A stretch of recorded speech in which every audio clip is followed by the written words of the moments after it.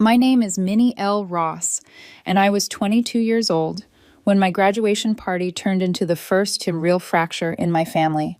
I didn't think a backyard celebration could carry that kind of weight.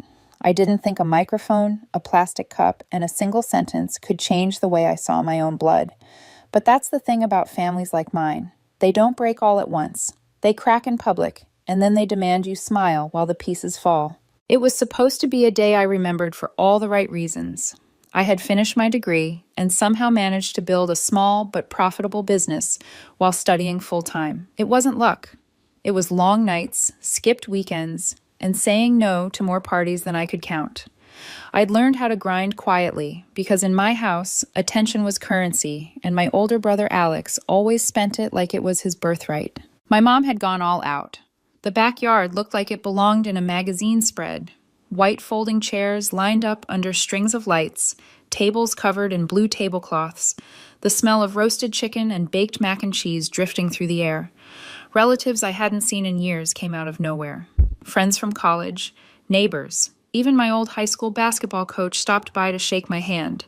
For the first time, I felt like all that discipline had meant something, like I had earned the right to stand there and be proud without flinching. Somewhere between the second round of toasts and the cake cutting, Alex drifted toward the microphone. He had that loose, confident walk he uses when he's about to turn the room into his audience. I watched him the way you watch a match near dry paper. You don't know if it will burn, but you know it can. I told myself maybe he'd say something nice, maybe a quick congrats, maybe a story about us as kids that didn't end with me as the punchline. Instead, he raised his cup and said loud and clear, "Let's toast to the family black sheep who somehow got a degree." For half a second, it was like the air split in two, half laughter, half awkward silence. Most people laughed because they thought it was brotherly banter. Some looked at me with those small smirks that say they think there's truth behind the joke. My mom, standing near the grill, smiled like she was proud of him for being funny and said he was just joking. I smiled too. That was the role. Smile, take it, keep the peace. But inside, something cold moved through me because I knew what he was doing. Alex didn't want to congratulate me. He wanted to shrink me back down to size in front of everyone who had come to celebrate me. He wanted my accomplishment to look like an accident, not something I bled for. Alex was 29, no degree, never stuck with a job for longer than 8 months. He was the kind of guy who talked about making it big while borrowing money to cover rent. For the past year, I had been helping him with his latest big idea, a startup he swore was going to take off. I had even agreed to a shared business loan account with him because I thought maybe, for once, he would follow through. I had overlooked missed deadlines, the fact that he never seemed to put in the same hours I did, the casual way he treated money that wasn't entirely his. I told myself it was family. I told myself helping him didn't make me weak. It made me loyal. But humiliating me in front of friends, extended family, and people I barely knew was different. This wasn't just a bad joke. It was a reminder that in his eyes, I would always be the kid sister who got lucky, no matter how hard I worked. I didn't say a word to him that night. I cut the cake, shook more hands, thanked everyone for coming, and pretended the joke rolled right off me. I let the party finish the way my mom wanted it to finish, warm and glossy and believable. And when the last car left and the backyard lights burned down to their last dim glow, I went back to my apartment and sat in the silence. I looked at everything I had built, and I realized something that scared me because it felt so final. If I kept paying for Alex's life, he would keep treating me like I was beneath him. He would keep calling it love, and my mother would keep calling it peace. So I decided something quietly and completely. 3 days later, I called the bank. I froze our shared account. I sent an email to the small development team we had hired for his startup, informing them my funding was done and my involvement was over. I didn't explain it to Alex. I didn't warn him. I didn't give him the courtesy of a conversation, because I had given him a year of courtesies, and he had repaid me with a microphone. The following morning at 8:12 a.m., my phone lit up with Alex's name. He didn't call once. He called at 8:12, 8:14, and 8:17, each time letting it ring until voicemail picked up. By 8:20, my voicemail icon was glowing like a warning light. I listened to the first message. His voice was sharp, confused, already on edge. He wanted to know why our joint loan account was frozen. Why the development team had called him to say all work was paused until payment resumed. Why his startup website was offline. He said I was making everything harder than it needed to be. I didn't respond. I wanted him to sit in that uncertainty, to actually feel consequences without me stepping in to smooth it over. I wanted him to feel what it was like to build a life without using mine as scaffolding. At 9:30, my mom called, which told me Alex had already run to her. She didn't waste time. She said Alex was upset, that I should at least talk to him and sort it out. She claimed he was counting on this for his future, and pulling out now would destroy months of work. I told her the truth. I wasn't financing someone who thought humiliating me in front of family and friends was good comedy. She tried the old lines. He was joking. Don't take it so seriously. You know how your brother is. And when I didn't budge, her voice shifted into something colder. She told me I was punishing the whole family, that my decision wasn't just hurting him. That sentence stayed with me because it showed me what she really believed. She didn't say Alex was wrong. She didn't say he owed me an apology. All she cared about was that I wasn't playing the role I was supposed to. The younger sister who props up the older brother, no matter how little he deserves it. By noon, I decided to take the next step. Alex and his wife lived in a 2-bedroom condo on the edge of the city. Technically, it was in his name, but the mortgage payments had been coming from my account for the past 14 months. It started as a short-term arrangement when they were getting the startup off the ground. But given how things were going, there was no point keeping that arrangement alive. I drove over without telling him I was coming. When he opened the door, he looked like he hadn't slept. His hair was a mess, his shirt wrinkled, and the air inside smelled like stale coffee. His wife sat on the couch with her laptop open, papers spread out like she was doing damage control. The scene wasn't new. Alex lived in chaos and called it momentum, and everyone around him learned to clean up the mess. I didn't sit down. I told him directly, starting next month, the mortgage was on them. No more payments from me. No more. For a second, he didn't say anything. He stared at me like I had switched to another language. Then the excuses arrived like they always did. It was a joke. I was overreacting. I should have known he didn't mean anything by it. He said I was being petty, throwing away years of sisterhood over a few words. I told him we weren't partners anymore. Not in business, not in anything financial. He could run his startup however he wanted, but he would do it with his own resources.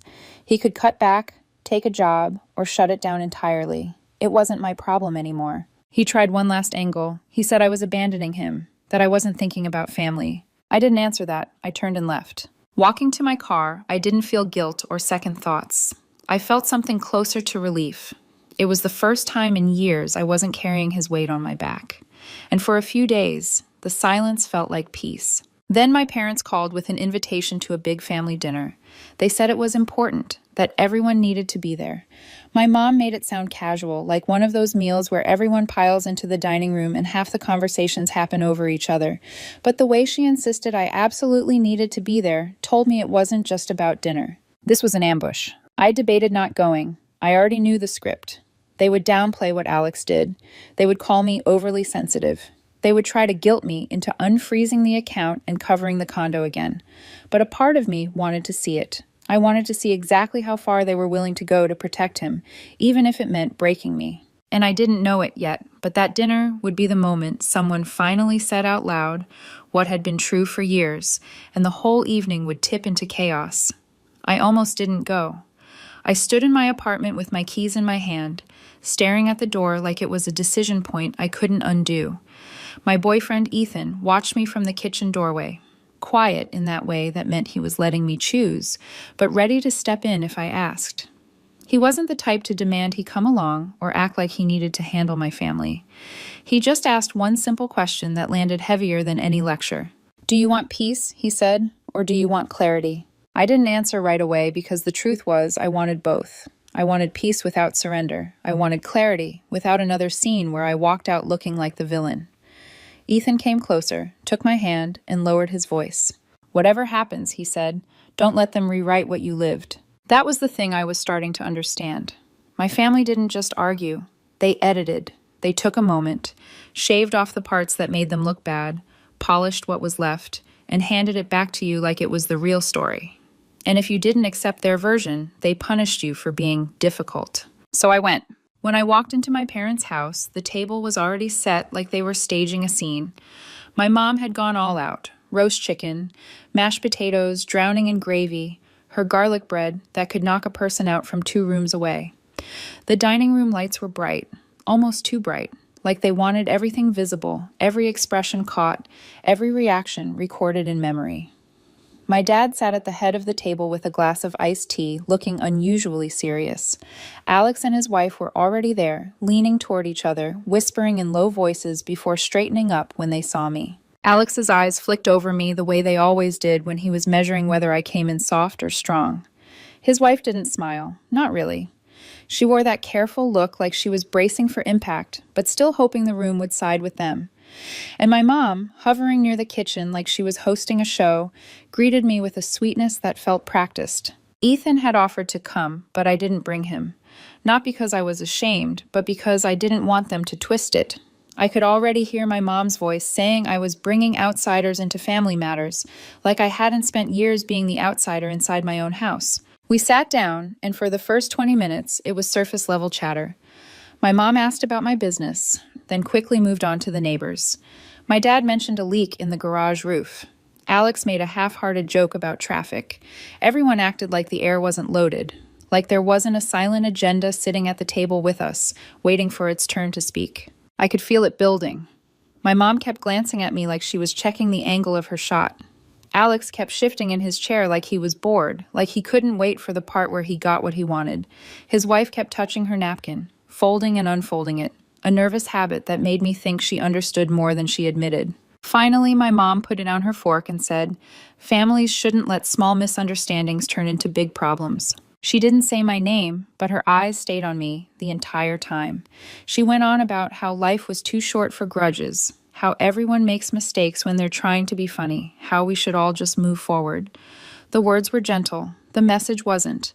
The message was simple. Let it go. Fix it. Pay again.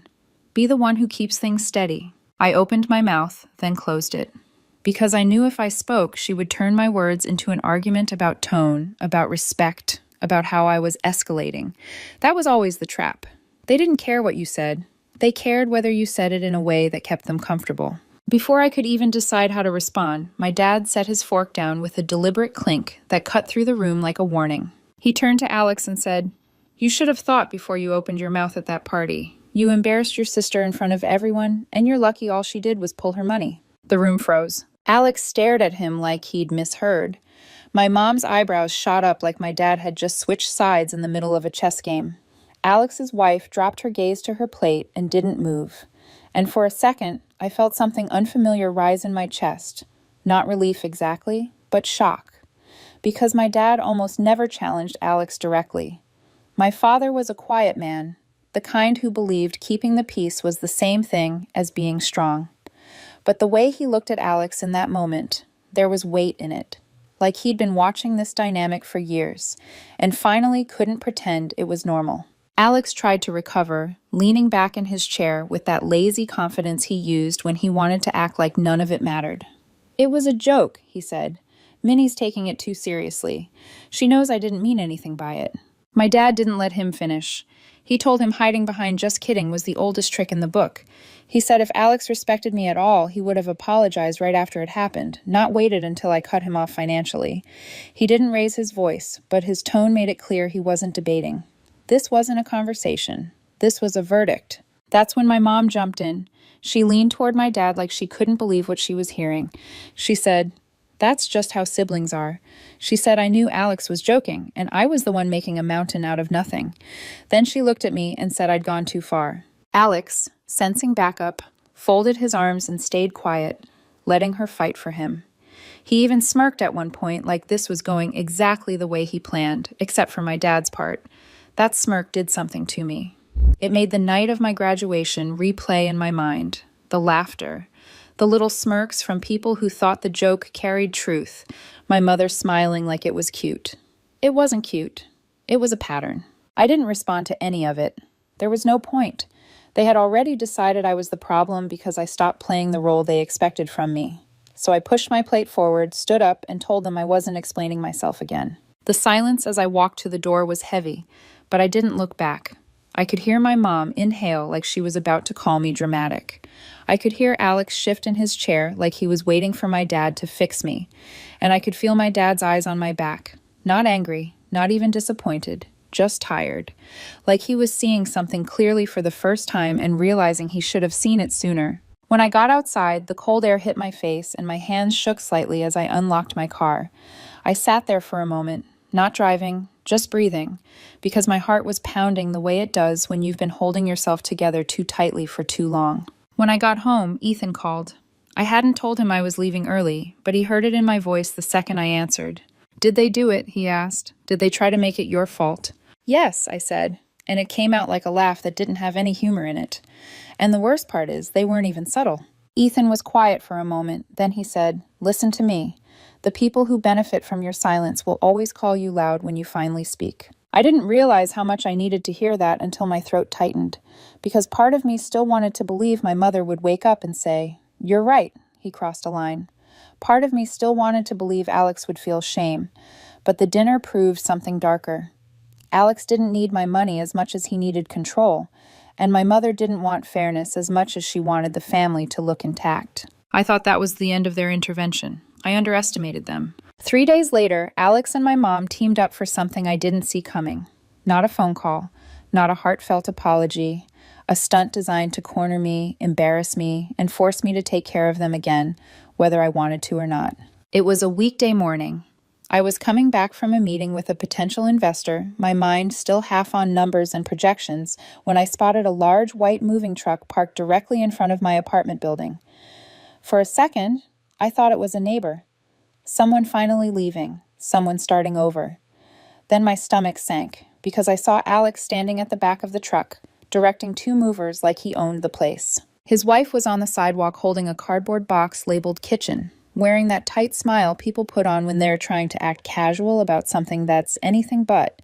And Alex, the moment he saw me, broke into a grin like he was throwing me a surprise party. "Perfect timing," he said, clapping his hands together. "We're just about to start unloading." I stared at him. "Unloading where?" He tilted his head toward my building like it was obvious. "What do you think? Your second bedroom's been empty since you moved in. We figured we'd crash here for a couple of weeks. Just until we get settled." The way he said it made my skin crawl, like my home was a resource he could claim, like my space was a favor he was entitled to, like my no didn't matter unless he decided it did. "No," I said. I didn't raise my voice. I didn't argue. I just said it once, clean and flat, because I believed grown adults should understand a boundary the first time they hear it. Alex laughed like I was playing along. He turned toward the movers and told them to start bringing things inside. I stepped in front of the building entrance. "No, you're not moving in here." His wife shifted the box in her arms and tried to jump in, explaining how their condo's new landlord had decided not to renew their lease, how everything happened so fast they didn't have time to find a new place. She said it was temporary. She said we're family. Then I noticed something over her shoulder, and the last bit of doubt died in me. My mom's car was parked halfway down the block. She was leaning against the driver's side door, arms crossed, sunglasses on, watching like a general overseeing a battle she had already decided she was going to win. So this wasn't desperation, this was planned. I turned back to Alex. "This isn't happening." He tried the guilt angle immediately. He said I was being cruel. He said they had nowhere else to go. He said his kid didn't deserve to be caught in the middle.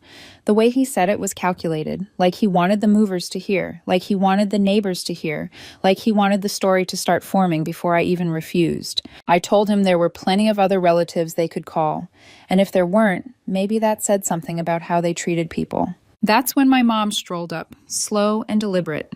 She didn't yell, but her voice was sharp enough to cut.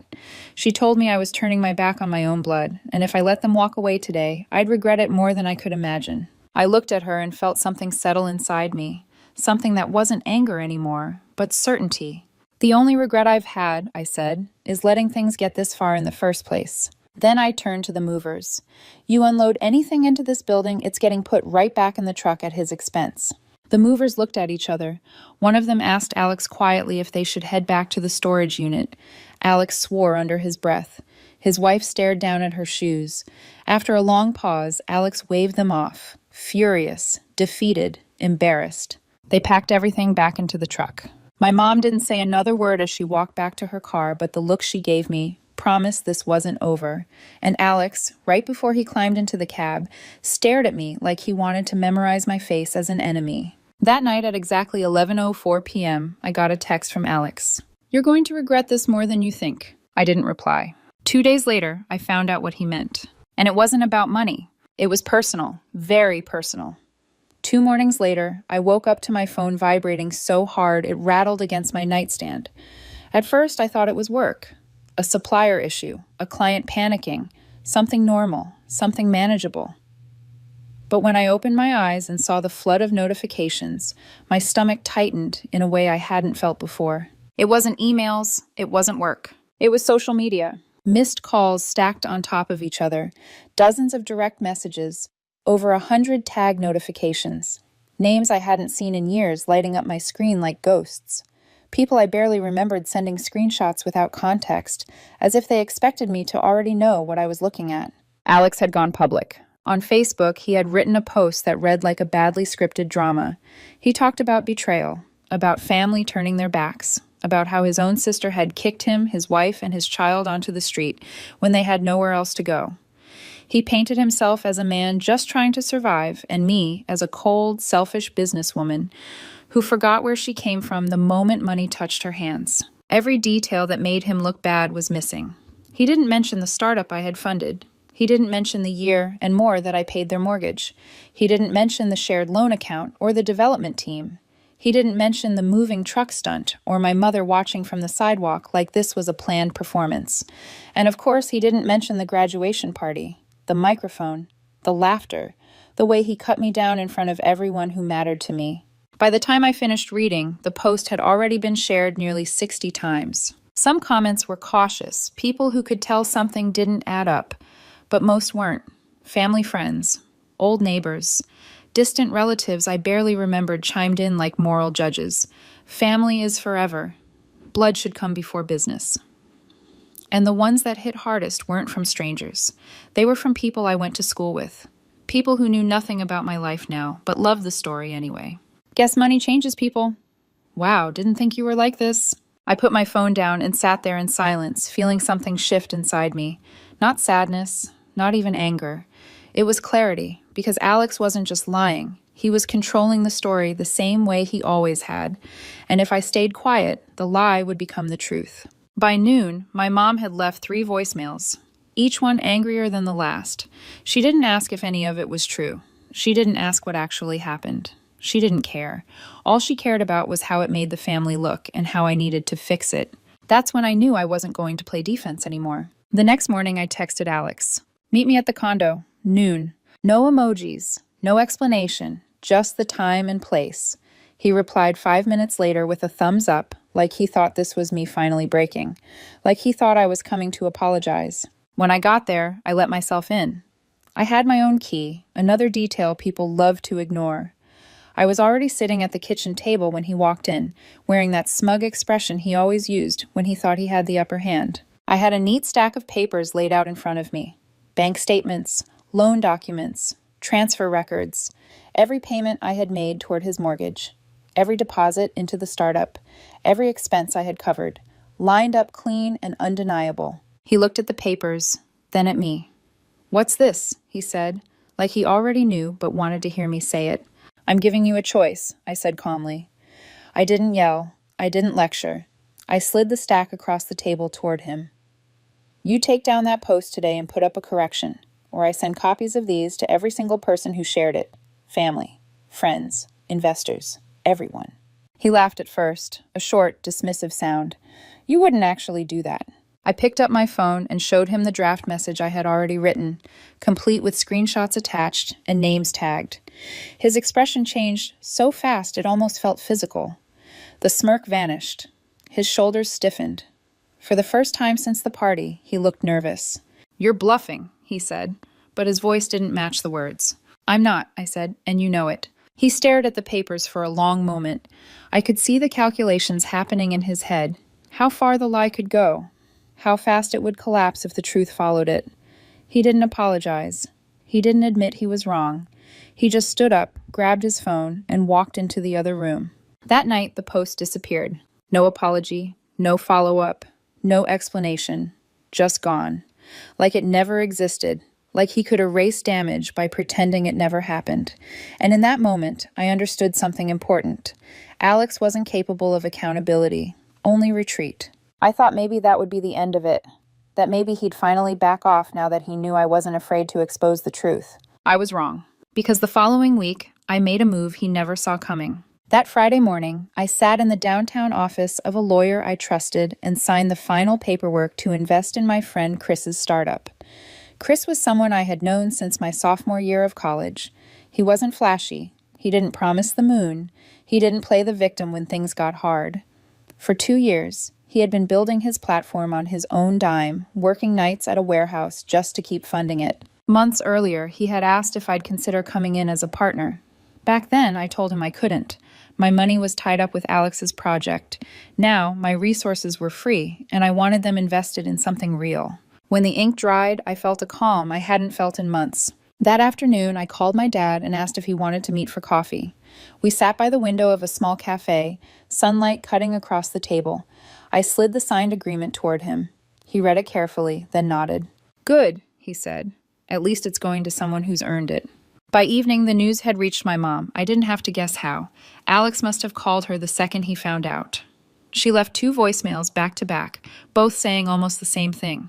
That I was humiliating my brother, that I was choosing a stranger over family, that I was being spiteful. An hour later, Alex texted me, "Wow, guess you really are done." I didn't reply. 2 days later, I drove back to the condo for one last conversation. I wanted it face to face so there would be no room for him to twist my words later. When I walked in, Alex was on the couch scrolling on his phone. His wife sat at the dining table paying bills. Neither of them looked surprised to see me. I stood there until Alex finally looked up. "I'm going to make this simple," I said. "From this point on, your life is in your hands. No more loans, no more bills covered, no shared accounts. Whatever happens from here, you handle it. I'm done." For a moment, he stared at me like he was waiting for the punchline, like he thought I'd blink. His wife glanced between us but didn't say a word. Then Alex laughed, not because it was funny, because he didn't know what else to do. "You'll regret this," he said quietly. I didn't answer. I walked out down the hall and didn't look back. That night, sitting in my apartment, I realized something that should have been obvious years ago. Blood isn't enough. You can be related to someone without actually being family. And once you see that clearly, there's no going back. The weeks after I walked out of Alex's condo felt strange, like my life had suddenly gone quiet in a way I wasn't used to. No late-night calls asking for help. No casual texts easing into requests. No messages from my mom reminding me how much Alex was struggling and how much easier things would be if I just stepped in again. For the first time in years, my phone stayed silent for the right reasons. Ethan noticed it before I fully did. One night, while we were sitting on my couch eating takeout straight from the containers, he looked at me and said, "You're breathing differently." I laughed and asked what that even meant, but he was right. I wasn't constantly bracing for the next problem Alex would drop in my lap. I wasn't mentally calculating how much money I could afford to lose to keep everyone calm. My energy was finally going into my own life, my own work, my own relationship. Chris's startup was moving faster than either of us expected. The beta test feedback was strong, and we had a meeting scheduled with a serious investor. The kind of meeting Alex always talked about but never actually landed. Every hour I put into it felt clean, earned. There was no chaos attached. No emotional debt lurking underneath. But a part of me stayed alert because I knew Alex too well to believe he would disappear quietly. He didn't know how to sit with failure. He didn't know how to rebuild honestly, and he definitely didn't know how to let go of a story where he wasn't the victim. That tension paid off one Tuesday morning. I was getting ready for work when my phone buzzed with a text from a number I didn't recognize. "Check your mailbox. You'll want to see this. L." No profile picture, no context, just that. I stood there for a moment, phone in my hand, weighing whether this was another trap or something worse. Then curiosity won. I went downstairs and opened the metal mailbox in the lobby. Wedged inside was a thick, unmarked envelope. The moment I felt its weight, my stomach dropped. I carried it upstairs and opened it at my kitchen table. Inside were printed screenshots, email threads, clean, unmistakable, time-stamped proof. The more I read, the slower I turned the pages. Alex had been emailing two of my former business contacts, people I had introduced him to back when I still believed in his project. In his messages, he pitched a relaunch of the startup we once worked on together. Except in his version, it was entirely his idea. He had stripped my name from every detail. He claimed he personally designed and funded the early prototypes. The same prototypes I paid for, the same designs I developed through my network. Worse, he had attached those designs, my designs, files I recognized instantly. I sat back in my chair, the room feeling suddenly too small. This wasn't just lying. This wasn't just pride or desperation. This was theft, and it confirmed something I'd been trying not to admit. Alex didn't just feel entitled to my money. He felt entitled to my work, my ideas, my reputation. I didn't know who Elle was, but based on how these emails landed in my hands, I had a feeling it was someone close enough to Alex to finally get tired of watching him burn people, someone who decided to stop protecting him. I didn't waste time. That afternoon, I forwarded everything to my lawyer. Then I made two very specific phone calls, one to each investor Alex had contacted. I didn't rant. I didn't dramatize. I laid out the real history of the project. Who paid for what? Who owned what? How the attached designs were my intellectual property. By the end of the week, Alex's pitch was dead. The investors cut contact completely. No negotiations, no second chances. They wanted nothing to do with him. I expected Alex to call me furious, to leave threatening voicemails, to explode the way he always did when control slipped out of his hands. But he didn't. Instead, my mom called. Her voice was sharp from the start. She accused me of ruining his future, of kicking him when he was already down, of being vindictive and cruel. She didn't ask if the emails were real. She didn't want proof. She didn't want to hear how he'd tried to steal my work. All she cared about was that I had stopped him from getting another lifeline. This is what happens, I told her, when you burn every bridge you have and then try to steal wood from someone else's to rebuild yours. She hung up on me. The following Monday, Chris and I closed our first round of funding. The same people who once thought Alex's project had potential were now backing something built on actual work. That night, I poured myself a drink and sat on my couch, staring at the city lights outside my window. Alex hadn't changed. He never would. The only difference now was that he no longer had access to me. No money, no labor, no silence he could hide behind. For the first time, I felt safe from his chaos. And I thought finally this chapter was over. I was wrong. Because Alex wasn't finished trying to punish me for walking away, and the final move he made wouldn't be loud or public or dramatic. It would be quiet, calculated, and meant to hurt me where he thought I was most exposed. The message from that unknown number stayed in my mind longer than I expected, not because of what it said, but because of what it implied. Someone had been watching Alex closely enough to know exactly what he was doing, and they were close enough to get proof. That meant his lies weren't just reckless anymore. They were desperate. For a few days after the investors cut him off, Alex went silent. No calls, no texts, no indirect messages sent through my mom. That kind of silence from him was unnatural. Alex never processed loss quietly. He either blamed someone loudly or tried to manipulate his way back in. I knew better than to believe he had accepted anything. Then, one afternoon, my mom showed up at my door unannounced. I hadn't told her where I'd be. I hadn't invited her. When I opened the door and saw her standing there, purse clutched tight against her chest, I already knew this wasn't a visit built on understanding. It was built on pressure. She didn't sit down. She didn't ask how I was. She launched straight into it, saying Alex was spiraling, that he couldn't sleep, that he was embarrassed, that people were turning their backs on him. She said I had gone too far this time, that this wasn't about business anymore, it was about destroying him. I listened without interrupting, because I wanted to hear how far she'd go without once asking what he had done to me. When she finished, I said something she clearly didn't expect. I didn't destroy Alex, I just stopped protecting him from himself. Her face hardened. She said family doesn't do that to each other. She said I was cold. She said she didn't raise me to abandon my own blood. That's when I realized something painful but freeing. My mother didn't want the truth. She wanted the version of reality where Alex was always redeemable and I was always responsible. And nothing I said was going to change that. So I told her this was the last conversation we were having about Alex. I told her I wasn't discussing my finances, my work, or my choices ever again. And if she couldn't respect that, then she would lose access to me too. She stared at me like I'd slapped her. "You'd cut off your own mother," she said. "I'm not cutting you off," I replied. "I'm stepping back. There's a difference." She left without saying goodbye. That night, Ethan held me while I cried in a way I hadn't allowed myself to before.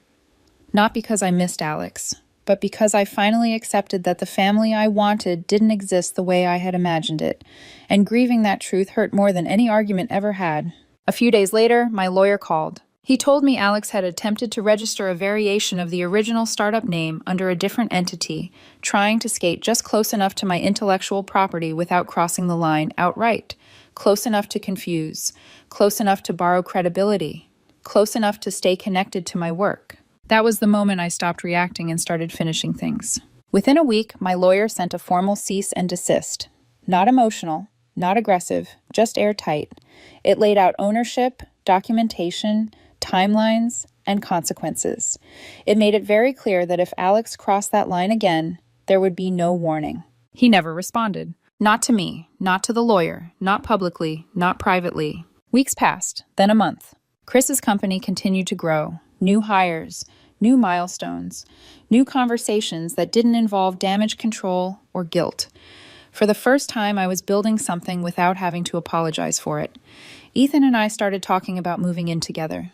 Quiet plans, healthy plans, the kind that didn't require permission from anyone else. One evening, as I was sorting through old mail, I came across the envelope again, the one that started everything.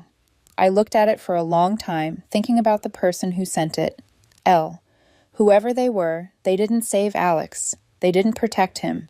They chose truth over loyalty, and I understood why. Because protecting someone who refuses to change doesn't make you compassionate. It makes you complicit. I never heard from Alex again. No apology, no reconciliation, no dramatic confrontation to close the loop, just absence. And in that absence, I found peace. I used to think family was about endurance, about how much you could tolerate and still call it love. I was wrong.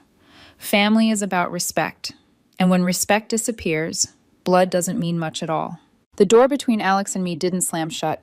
It closed quietly, locked, cleanly, and I didn't stand on the other side hoping he'd knock.